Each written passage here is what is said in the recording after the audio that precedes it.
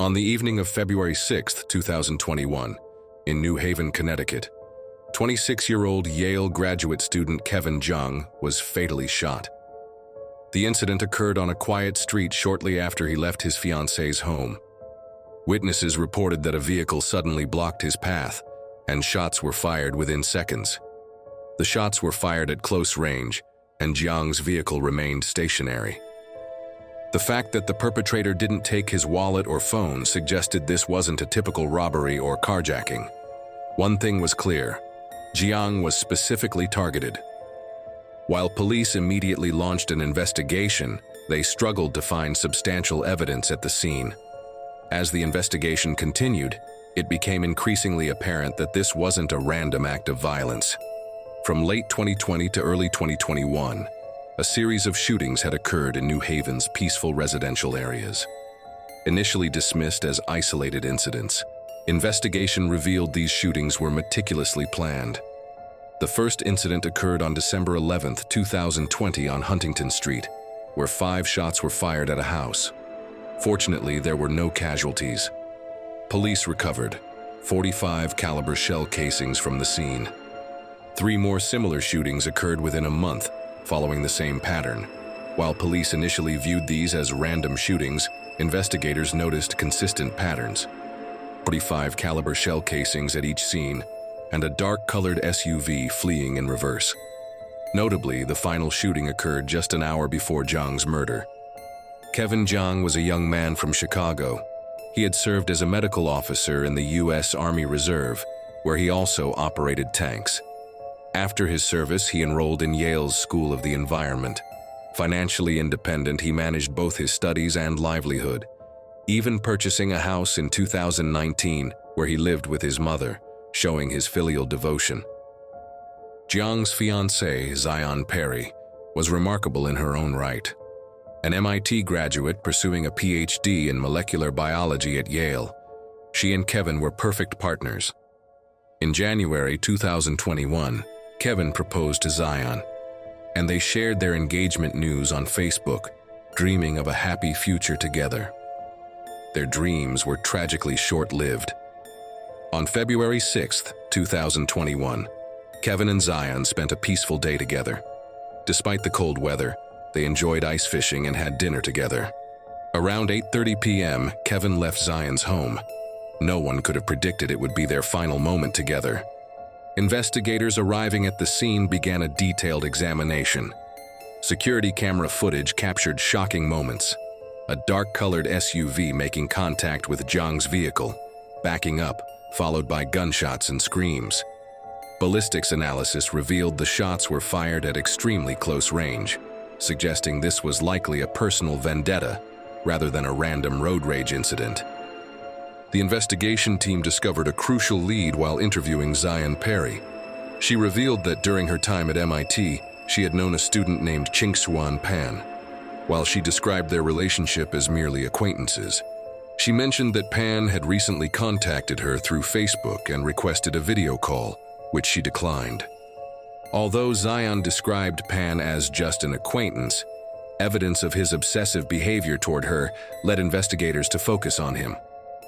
Pan, who studied artificial intelligence at MIT, was a brilliant student, but lived an extremely isolated life, rarely venturing outside his lab and having few friends. Investigators made a shocking discovery while tracking Pan's vehicle rental records. He had test-driven SUVs at various used car dealerships, with the dates perfectly matching the New Haven shooting incidents. This proved all incidents were meticulously planned. After murdering Jiang, Pan made an unexpected mistake during his escape. His vehicle became stuck on railroad tracks near a scrapyard on the outskirts of New Haven. When confronted by police responding to a security guard's call, Pan remained surprisingly calm. He explained he had gotten lost and accidentally entered the area. Police, treating it as a simple incident, escorted him to a nearby Best Western hotel. However, the next morning, bags found at a nearby restaurant changed everything. They contained a .45 caliber firearm and numerous rounds of ammunition, matching the bags seen in Pan's vehicle the previous night. By the time police realized he was the murder suspect, Pan had already left the hotel. Pan immediately contacted his parents for help. They came to Connecticut to pick him up and withdrew $1,000. They headed south and Pan separated from his parents near Atlanta, Georgia. While his parents claimed he had taken his own life, investigators didn't believe this. The investigators' suspicions proved correct. Pan's parents' accounts showed continued cash withdrawals of $5,000 to $10,000, and their rental car's GPS was deliberately deactivated. CCTV footage captured Pan's father buying a laptop at a Georgia shopping mall, and someone believed to be Pan was seen on camera 10 minutes later. A crucial breakthrough came on May 4, 2021, when Pan's parents began a southern trip with another couple. A call made by Pan's mother using a hotel front desk phone in North Carolina was traced to a boarding house in Montgomery, Alabama. U.S. Marshals immediately headed to the boarding house and finally arrested Pan.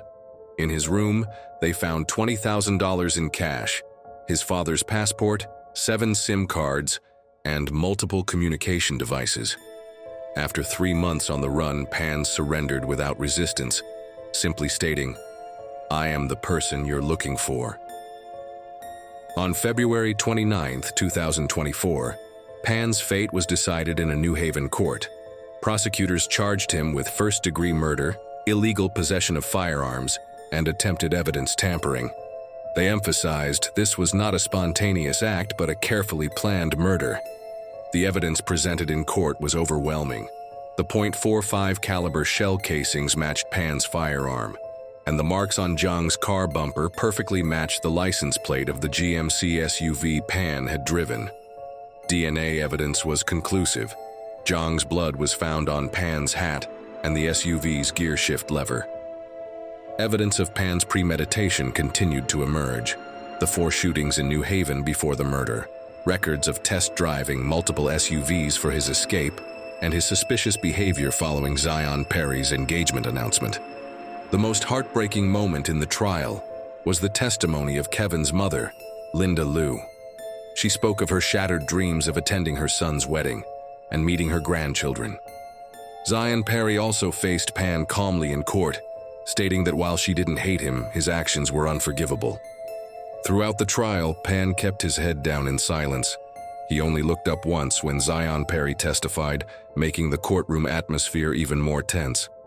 In his final statement, he expressed regret for the pain he had caused, but never explained why he committed such a horrific crime. Pan was ultimately sentenced to 35 years in prison. While the victim's family felt the sentence was too lenient, Kevin's friends said at least some justice had been served.